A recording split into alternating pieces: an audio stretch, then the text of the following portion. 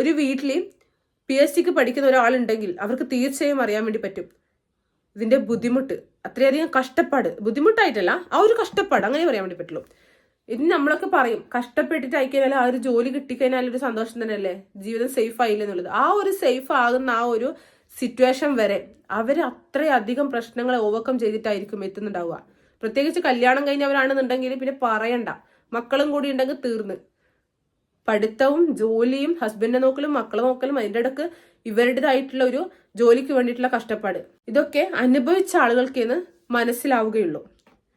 അത്രയധികം ബുദ്ധിമുട്ടുണ്ട്, അത്രയധികം കഷ്ടപ്പാടുണ്ട്. എന്നിട്ട് മനോബലം ഒന്നും നഷ്ടപ്പെടാതെ പഠിക്കുന്നത് വെച്ച് കഴിഞ്ഞാൽ ഒരു ഗവൺമെന്റ് ജോലി കിട്ടണമെന്നുള്ള ഉദ്ദേശത്തോടു കൂടിയാണ് കഠിന പ്രയത്നം ചെയ്തത്, അതിന് വേണ്ടിയിട്ടാണ്. അങ്ങനെയുള്ള ആൾക്കാർ ഇത്രയധികം കഷ്ടപ്പെടുമ്പോൾ ഒരു സിമ്പിളായിട്ട് മീഡിയ അറ്റൻഷൻ ഉള്ളത് കൊണ്ട് ഇങ്ങനെ കുറച്ച് പേർക്ക് ജോലി കിട്ടുമെന്ന് പറയുമ്പോൾ അതിപ്പോൾ ശ്രുതി എന്നല്ല, അത് ആരായാലും അതൊരു സങ്കടം ഉളവാക്കുന്നുണ്ട്.